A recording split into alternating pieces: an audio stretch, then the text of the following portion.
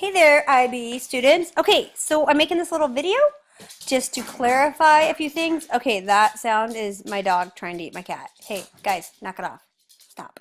Okay, anyways, starting out on the Granada High homepage under staff, you click on my name, go to my website. I'm doing this because some of you are still having a hard time with the whole, where's the website? How do I use the website? And so we're going to try to go paperless. By the end of the year, we want to be paperless. I'll make sure and print up your homework. I made a deal earlier with some kids on that. So looking at this again, everything you need should be here. Hopefully it's here.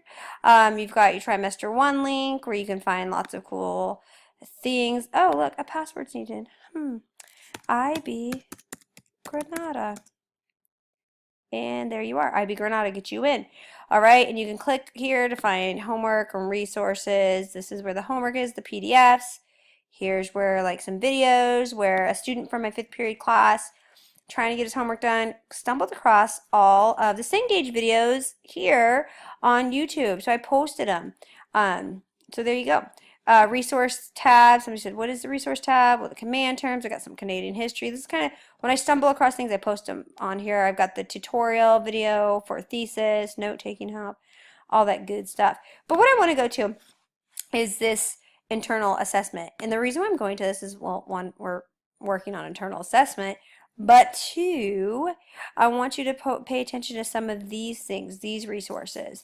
The IA info sheet that I give you in class, the IB guide was attached to it, and then we got 2 samples. Now the reason why I'm bothering you with this tonight is because, oh yes, because of this assignment that we're working on, that we're getting ready for Thursday to have a little party, a little fun. Y'all are gonna role play, it's gonna be good. Okay, remember the date we changed it, we pushed it back to Thursday. There we go, fix that. Okay, so looking right here, this part right here. Okay, so I've already given you the question. Okay, this is to mock kind of maybe some of the steps that you'd go through with the IA, a way to practice.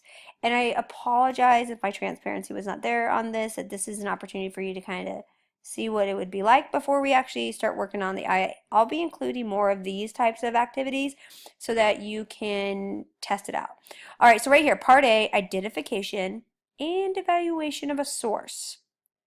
Brief explanation of the nature and relevance of the source with reference to the origins, purpose, and content. You should analyze the value and limitations of the 2 sources in relation to the investigation. Well, you're going to have 2 sources, at least. I gave you one. I gave you the printout, the Henrietta packet. I strongly recommend that you use the textbook for the class, which is, we've been calling it like the APUSH textbook, but it's got the cute little top hat. And then I'm sure Google's around.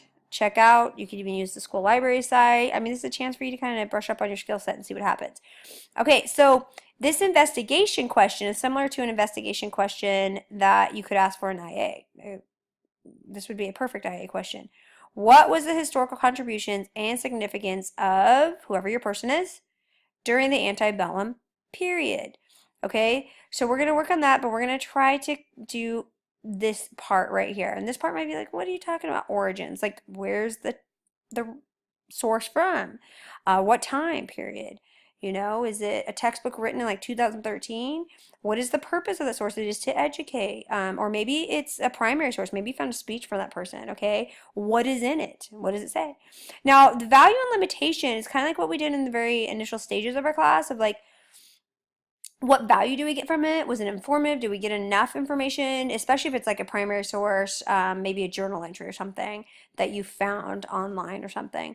What can we glean from that? What can we get from that? And then limitations. If it's written way after the date, there could be, you know, like post-mortem, you know, after the person dies, maybe they, you know, something was written about that person and we don't really know because we weren't around that person.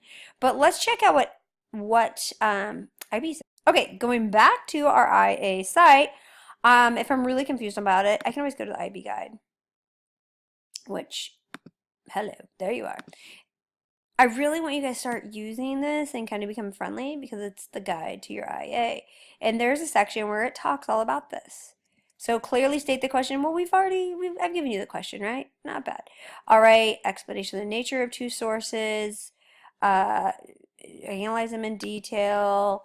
Again, looking at this. If you're still unclear, like, of how to do this and how to analyze a source, then what I would say, a very helpful little thing, is to go back to the site and let's click on a sample. Here's a sample IA. Scrolling down, and remember this is not due until Thursday because I extended that day. So looking at this, let's see what this kid says. Identification and evaluation of source. So the focus of this investigation will be to what extent they put the question that we've already written. They talk about the two sources right here, 12 Years with Hitler, the memoirs, and the limits of Hitler.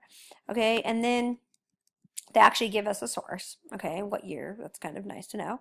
And then this source could be of particular value to historians looking at the question of whether Hitler created a totalitarian government as it originates from Otto Dietrich, who, as Hitler's press chief, was part of the high ranks of the Nazi government, and yada yada. So check this out. Like, this honestly, and again, if I wasn't clear enough, and I know I was gone on Monday, which stinks because I wanted to be there with you guys.